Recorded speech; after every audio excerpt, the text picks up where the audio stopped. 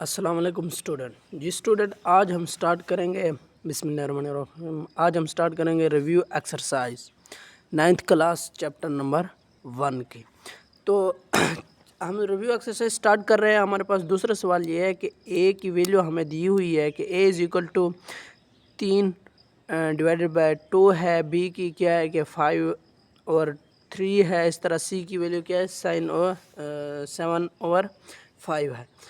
तो क्या कहते हैं, इसको कहते हैं कि वेरीफाई करो। कैसे कहते हैं कि ए दिया हुआ है, इस तरह बी प्लस सी दिया हुआ है, is equal to A B plus A C. यानी कि हमारे पास क्या है, लेफ्ट डिस्ट्रीब्यूटिव प्रॉपर्टी ये हमें दी हुई है। यानी कि ए को बी के साथ मल्टीप्लाइड किया, फिर प्लस कर दिया, फिर ए को सी के साथ मल्टीप्लाइड कर दिया। तो अब हमने इसको क्या करना है, प्रूफ करना है, यानी कि वेरीफाई करना है।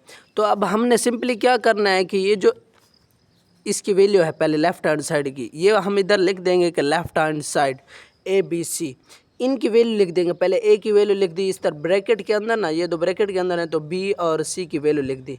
तो मैंने सिंपली क्या किया, इन दोनों का क्या लिया, एलसीएम ले लिया। एलसीएम कितना आया, 15, इसका एलसीएम आ गया। तो आप भी दे सकते हैं कि 3 और 5 का जब एलसीएम लेते हैं कितना था, 15 एलसीएम आता है। तो 15 एलसीएम आ गया। तो 15 को अब हम 3 के 50 यानी कि 3 को अब 15 है, इसको 3 के ऊपर डिवाइड करेंगे, सॉरी, तो क्या आंसर आ जाएगा, 5 आ जाएगा। तो 5 को 5 के साथ मल्टीप्लाई करेंगे, क्या आ जाएगा, 25। फिर इधर प्लस लगा देंगे क्योंकि प्लस है। तो इस तरह आप 15 को 5 के ऊपर डिवाइड करेंगे तो 3 आएगा, और 7 मल्टीप्लाइड बाय 3 करेंगे, क्या आंसर आएगा, 21। अब इन दोनों को प्लस करेंगे तो हमारे पास आंसर क्या आ जाएगा, 46। अब हमने क्या किया, 3 है, इसको डिवाइड बाय 2 है, इधर क्या है 46 ओवर कितना है, 10 है, सॉरी 15 है। तो 3 को मैंने 15 के साथ डिवाइड कर दिया, ये नीचे 5 आ गया, ये 46 है, तो इसको 2 के साथ डिवाइड कर दिया, क्या आंसर आ जाएगा, 23। तो सिंपली हमारे पास 23 और क्या है 5 आंसर आ गया। अब हमने लेफ्ट हैंड साइड मालूम कर लिया, अब हम क्या करेंगे, राइट हैंड साइड को मालूम करेंगे। राइट हैंड साइड पे हमारी कौन सी वैल्यू है, ए बी प्लस ए सी है। तो सिंपली आपने ए बी की वैल्यू, ए और बी की वैल्यू पुट कर देनी है, प्लस ए और सी की वैल्यू पुट कर देनी। तो इन दोनों को मल्टीप्लाइड कर देना, नीचे इन दोनों को मल्टीप्लाइड करेंगे तो 15 आ जाएगा, और 2 को 3 के साथ करेंगे तो 6 आ जाएगा, और इधर प्लस इधर 7 मल्टीप्लाइड बाय 3 करेंगे तो 21 आ जाएगा, और 5 मल्टीप्लाइड कर 2 करेंगे तो क्या आ जाएगा, 10। तो इन दोनों का एलसीएम ले लेंगे, या आप ऐसे भी कर सकते हैं कि ये मैंने ऐसे कर दिया कि ये है ना, इन दोनों को मैंने 3 के ऊपर डिवाइड कर दिया, इधर 5 आ जाएगा और इधर 2 बच जाएगा, तो मैंने 5 और 2 लगा दिया, और प्लस क्या आ जाएगा, 21 डिवाइडेड बाय 10 आ जाएगा। अब इसका एलसीएम ले सकते हैं। अब जब इसका एलसीएम लेंगे तो आंसर क्या आ जाएगा, 10 इसका एलसीएम आ जाएगा। तो 10 को 2 के ऊपर डिवाइड करेंगे तो 5 आ जाएगा, 5 को 5 के साथ मल्टीप्लाइड करेंगे, क्या आंसर आएगा, 25, और इधर प्लस लगा देंगे, और 10 को 10 के ऊपर डिवाइड करें तो आंसर क्या आ जाएगा, 1, और 21 को जब 1 के साथ मल्टीप्लाइड करेंगे तो वही 1 ही आएगा ना आंसर। तो ये इन दोनों को प्लस करेंगे तो हमारे पास आंसर क्या आ जाएगा, हमारे पास आंसर आएगा 46 और कितना है, 10। अब इसको 2 के ऊपर डिवाइड करेंगे 23 आ जाएगा, और ये क्या आ जाएगा, 5, और देखो 23 और 5 आ जाएगा। यानी कि हमारे पास left hand side right hand side दोनों का आंसर क्या आ जाएगा, सेम आ जाएगा। तो हम कह सकते हैं ये प्रूफ हो गया। कितना इजी सवाल है। ये सारे सवाल ऐसे ही हैं, एक दो इस तरह। तीसरा सवाल है, ये बिल्कुल सेम टू सेम, ए की वैल्यू बी की वैल्यू सी की वैल्यू वेरीफाई, कहता है कि वेरीफाई करो, एसोसिएटिव प्रॉपर्टी है। किसके लिहाज से, एडिशन के लिहाज से भी मालूम करो, उस तरह मल्टीप्लिकेशन के लिहाज से भी। तो अभी हमने सिंपली पहले ये करना है कि एडिशन के लिहाज से इसको क्या कहते हैं, वेरीफाई करते हैं। एडिशन के लिहाज से जब क्या है कि दरमियान में क्या कर लेना है, प्लस लगा देना है। तो सिंपली आपने ये वाली वैल्यू लिख देनी है, ए है उसके साथ प्लस बी प्लस सी है is equal to A plus B है। तो आपने इधर अगर पहले ब्रैकेट लगा दी इन दोनों के साथ, तो इधर हमने पहले ब्रैकेट लगा दी, यानी कि थोड़ा सा बस ब्रैकेट को चेंज कर लिया। तो अब इधर इनकी वैल्यू पुट कर देंगे। इसकी वैल्यू ये हमारे पास है, इधर बी की वैल्यू है, इधर सी की, इज इक्वल टू फिर इधर ए की वैल्यू प्लस बी की वैल्यू प्लस सी की वैल्यू। जो ब्रैकेट के अंदर है सबसे पहले उनको हल करते हैं। तो इनको क्या करेंगे, सबसे पहले इनका एलसीएम ले लेंगे।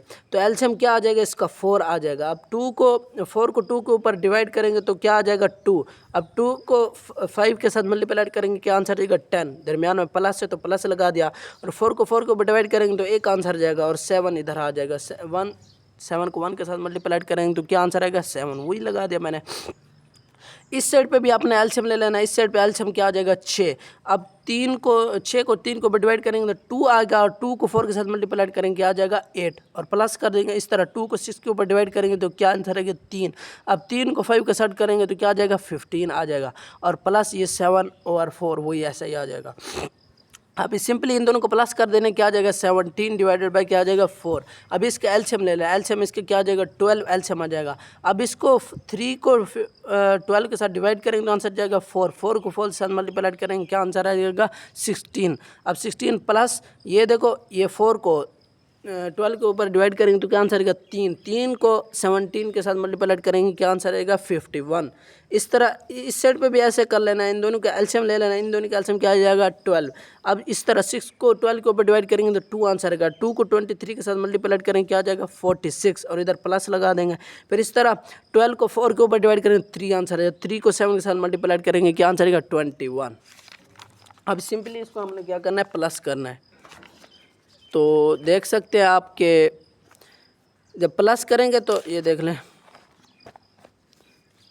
इन दोनों को प्लस करेंगे तो हमारे पास आंसर क्या आ जाएगा 67।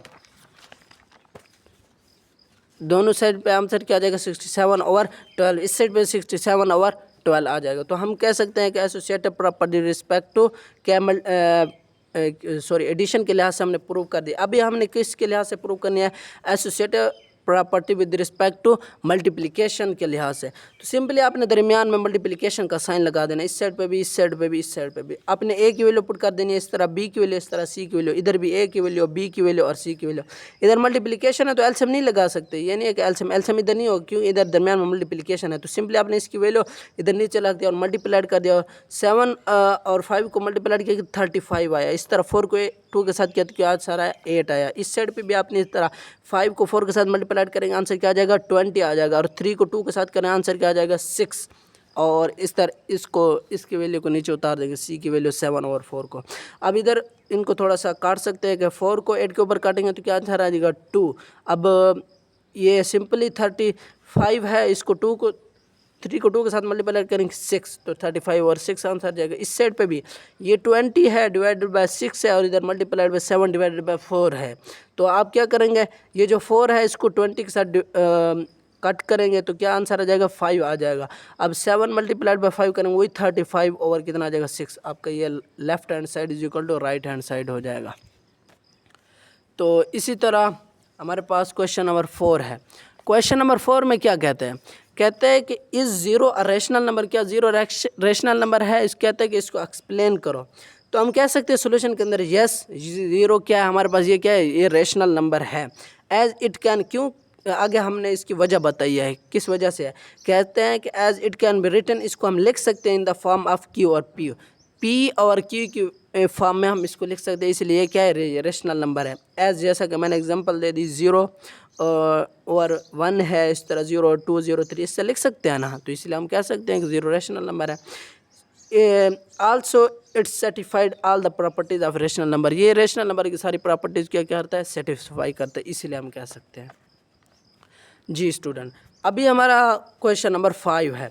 उसमें कहता है कि state trigonometry property of real number. ये तो हम पीछे भी पढ़ चुके हैं मैं आपको वैसे भी अभी भी थोड़ा सा समझा देता हूँ। कहते हैं solution for all A B, हमारे पास कोई दो वैल्यू हैं जो कि अब बिलोंग करती है रियल नंबर को। दियर इसको हम कैसे लग सकते हैं एदर, या तो ये सकते हैं ए जो है ना बी के इक्वल होगा, या ऐसे भी ले सकते हैं कि ए जो है ना वो ग्रेटर देन होगा बी से, या ऐसे भी हो सकता है कि जो बी है ये ग्रेटर देन हो ए से। ये तीनों ये फॉर्म आ सकती हैं, पहले ए बी के बराबर हो या ए बड़ा हो या बी बड़ा हो, बस ये सिंपल ही है ट्राइकोनोमेट्रिक प्रॉपर्टी। इस तरह क्वेश्चन नंबर 6 कहता है कि find 2 rational number between 4 and 5। अगर आपने मेरे पीछे लेक्चर देखे हैं तो ये कुछ भी नहीं है, अगर आपने वो नहीं देखे तो ये बड़ा इशू है।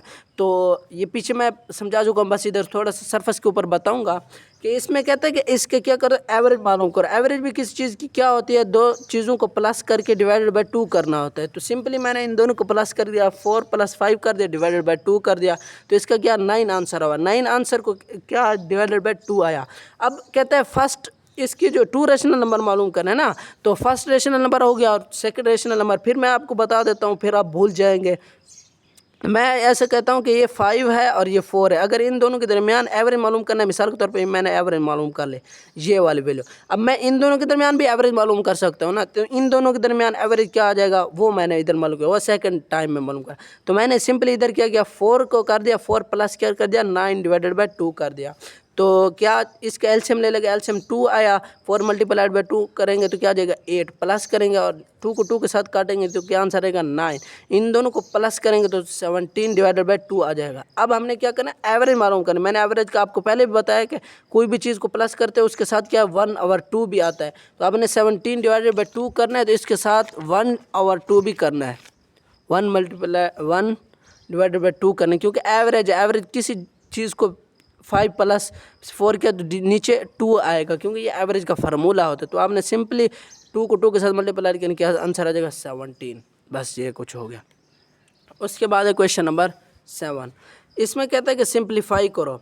यह हमें वैल्यू दी हुई है 5 अंडर रूट में दिया हुआ है कि एक्स की वैल्यू पावर क्या है 15 है, इस तरह वाई की 35 और जेड की क्या है 20 है। आपने अगर पीछे सवाल पढ़े है तो कुछ भी ये सवाल नहीं है, बस आपने सिंपली अंडर रूट का मैंने बताया कि 1/2 के बराबर होता है। इधर हमें दिया हुआ है कि अंडर रूट कितना 5 के बराबर, तो आपने सिंपली 1/5 लगा देना है। तो मैंने इधर 1/5 लगा दिया, 1/5 को अंदर मल्टीप्लाइड कर दिया तो क्या हो गया, ये 15 के साथ काटेंगे तो क्या आंसर रहेगा 3। इस तरह 35 के साथ 5 काटेंगे क्या आंसर रहेगा 7। इस तरह 20 के साथ काटेंगे तो क्या आंसर रहेगा 4। आपने सिंपली इनकी वैल्यू रख दिया, एक्स की वैल्यू 3 है, वाई की वैल्यू 7 है और डिवाइडेड बाय जेड की वैल्यू क्या है 4 है। बस ये कुछ इस तरह।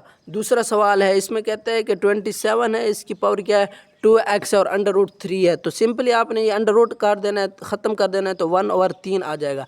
अब 27 है तो इसको 3 की पावर 3 लिख सकते हैं ना, तो आपने 3 की पावर 3 लिख देना और 2x और 1/3 लिख देना। तो आप ऐसे भी काट सकते हैं कि 3 को बाहर ले जाएंगे, ये फार्मूला भी था कि ऐसे। तो आप इस ऐसे भी कर सकते हैं कि ये जो है ना n को अंदर ले सकते हैं और m को बाहर ला जा सकते हो। आपने सिंपली ऐसे ही किया कि ये जो है ना इसको 3 है, इसको बाहर ले गया, 3 मल्टीप्लाइड बाय 1/3 है तो 3 के साथ कट जाए तो 3 की पावर क्या आ जाएगी 2x आ जाएगी। बस ये आपका क्या आ गया आंसर आ गया। ये मैं जल्दी इसलिए कर रहा हूँ, ये सवाल बहुत ईजी है। अगर आपने पीछे किया ये कुछ भी नहीं है, अगर आपने पीछे नहीं किया तो फिर तो वो कहते हैं ना जो गधों की तरह रहते हैं वो फिर गधों की तरह रहे। तो ऐसे नहीं है कि आप डायरेक्ट एक्सरसाइज पे आ जाए, गलत बात है। अगर आपने एक्सरसाइज किया तो बहुत ही अंदर से किया तो सवाल बहुत ही ईजी है। तो मैं इसीलिए जल्दी जल्दी कराई जा रहा हूँ। तो हमें तीसरा सवाल है, तीसरा क्या है कि 6 है और इसमें क्या कहते हैं कि 3 की पावर क्या है n+2 है और इधर क्या है 3 है और इसकी पावर क्या है n+1 है और -3n है। ये आप पीछे कितने सवाल इसके कर चुके हैं, ये तो अब खुद भी कर सकते हैं।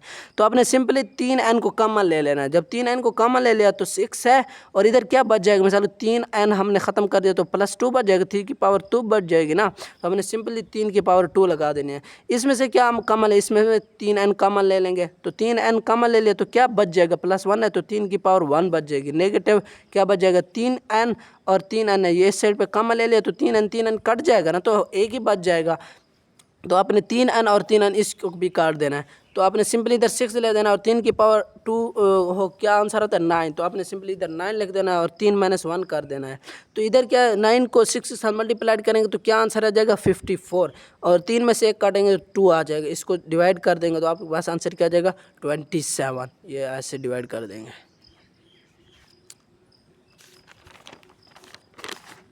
अभी हम क्वेश्चन नंबर कौन से जा रहे हैं 8वें के ऊपर।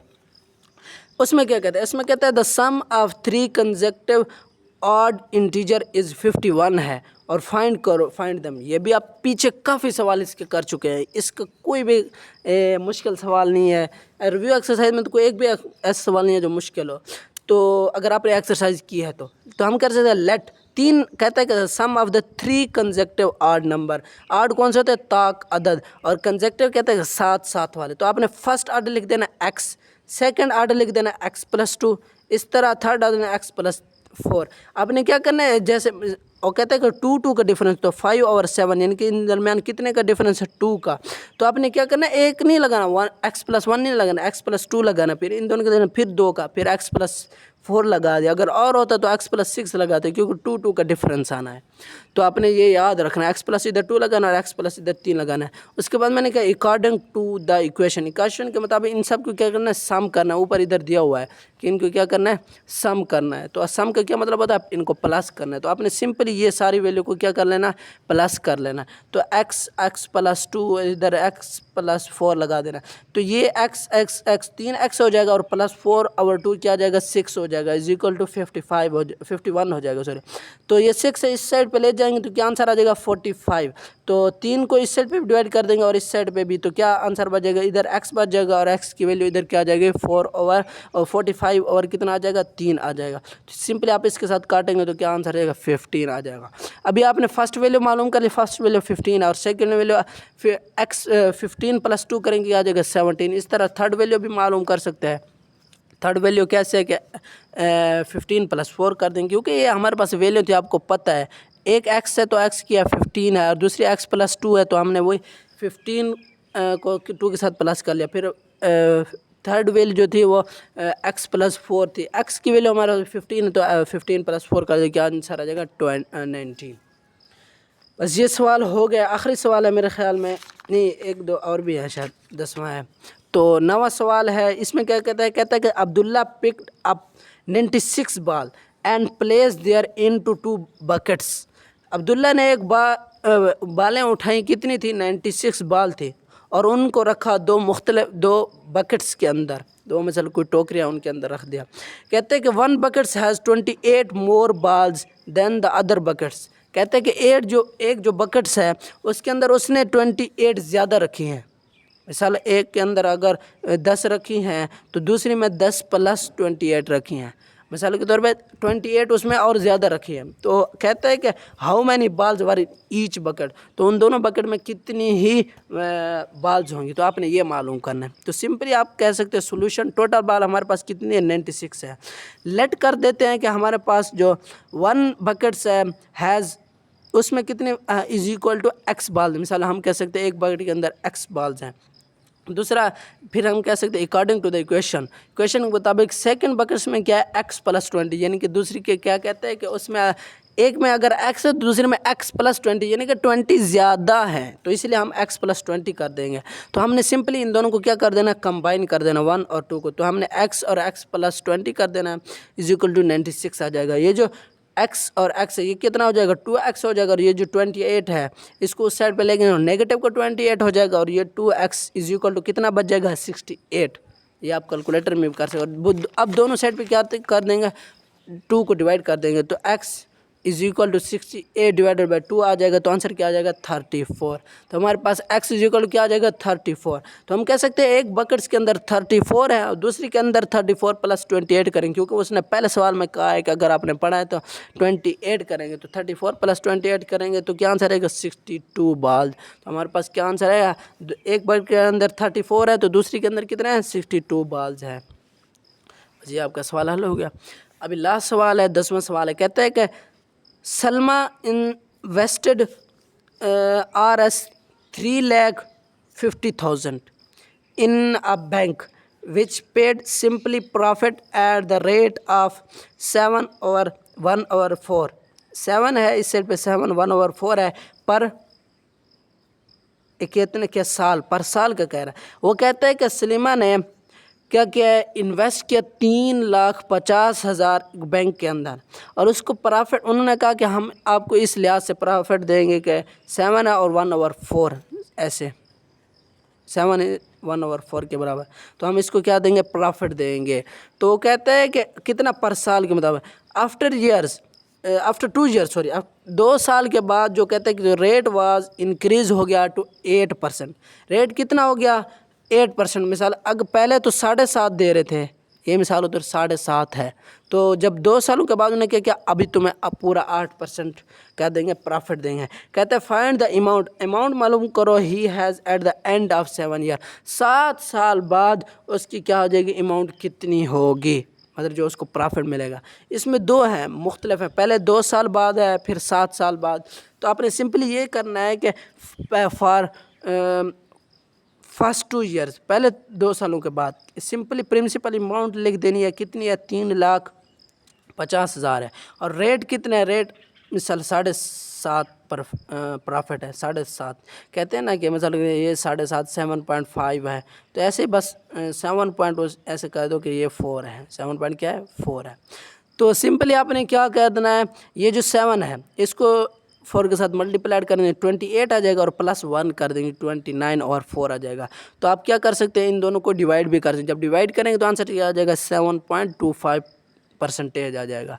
अभी आपने क्या करना है, अभी हमारे पास टाइम कितना है, टाइम 2 ईयर्स है। तो आपके पास एक फार्मूला है, ये प्रिंसिपल अमाउंट है, ये रेट है और ये टाइम है डिवाइडेड बाय 4। आपने सिंपली वैल्यू पुट कर देना है, बस बाकी कुछ भी नहीं करना है, सिंपली वैल्यू पुट कर देंगे तो आपका आंसर आ जाएगा। तो आप क्या सिंपली प्रिंसिपल अमाउंट हमारे पास कितनी है 3,50,000 है और जो रेट है वो कितना है, रेट आपने अभी मालूम किया है, पीछे ये देख ले ये 7.25। तो आपने इधर लिख देना है 7.25 है और टाइम कितना मैंने आपको बताया 2 साल, 2 साल का है। तो 2 साल इधर 2 लिख दिया, डिवाइडेड बाय क्या लिख दिया 100 लिख दिया। तो आपने सिंपली ये 2 जो 0 है 2 0 के साथ काट देंगे और ये जो 3500 है मल्टीप्लाइड बाय 14.2 करेंगे, ये किधर से है, ये जब इन दोनों को मल्टीप्लाइड करेंगे तो ये आंसर आ जाएगा।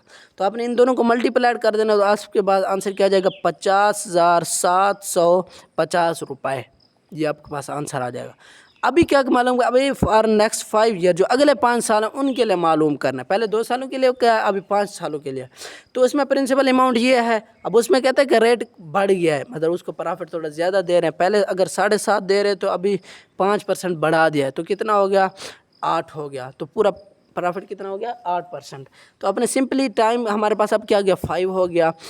तो अपने इधर वही वाला फार्मूला लिख देना है, जो इसको प्रॉफिट कितना हुआ प्रिंसिपल अमाउंट लिख देना है मल्टीप्लाइड बाय क्या लिख देना है, रेट लिख देना है multiplied by time divide by 100। अब प्रिंसिपल अमाउंट कितनी है 3,50,000 वही वाले, और हमारे पास टाइम रेट कितना 8 है, रेट कितना 8 है और टाइम कितना है 5 ईयर्स है, तो इसलिए 5 लगा दिया और डिवाइडेड बाय कितना 100 है। तो सिंपली ये 2020 इसके साथ कट जाएंगे, या जो 3500 है इसको मल्टीप्लाइड करेंगे 40 के साथ। वो कैसे, क्योंकि 8 को 5 के साथ मल्टीप्लाइड करेंगे क्या आंसर आता है 40। तो आप इन दोनों के साथ मल्टीप्लाइड करेंगे आपके पास ये एक आंसर आ जाएगा 1,40,000। अभी इसको क्या प्रॉफिट हुआ इसमें से 5,000 हुआ। अभी हमने क्या करना है, इन दोनों को प्लस कर देना है, यानी कि हमने मालूम करना है टोटल इसको कितना प्रॉफिट हुआ। तो आपने सिंपली जो पहले वाला है 50,750 रुपये उनको प्लस कर देना है 1,40,000 के साथ। तो आपके पास आंसर आ जाएगा कि उसको कितना प्रॉफिट हुआ है। तो उसको कितना प्रॉफिट हुआ है 1,90,750 रुपये, ये इसको क्या हुआ है प्रॉफिट हुआ है। और इसमें ये अगर वो ये भी पूछ सकते हैं कि टोटल अमाउंट इसको कितना प्रॉफिट हुआ है। ये देखो ना, ये 3,50,000 तो उसने दिया था ना, अगर इसके बारे में पूछे बुक में आप देख लें कि अगर इसके बारे में पूछे तो आपने इसका भी बता देना है। तो ये इसको प्लस कर दें, क्योंकि ये तो वैसे इन्वेस्ट किया था ना उसने, इसको प्रॉफिट तो नहीं होता, ये उसकी अपनी रकम थी, लेकिन अगर पूछ ले तो ये भी बता दें। तो इसको प्लस करते हैं, ये 1,90,000 है, सॉरी यार 1,90,750, ये इधर मैंने थोड़ा गलत लिख दिया 1,90,750 है। तो इसको आपने प्लस कर देना है 3,50,000 के साथ, तो आपके पास आंसर आ जाएगा 5,40,750। बस ये आपके पास आंसर आ जाएगा। अभी आपकी रिव्यू एक्सरसाइज भी क्या हो गई ख़त्म हो गया। अब सिंपली आपने आपका पहला चैप्टर क्या हो गया ख़त्म हो गया। अभी इंशाल्लाह दूसरे चैप्टर स्टार्ट करेंगे अगली वीडियो में। अल्लाह हाफ़िज़।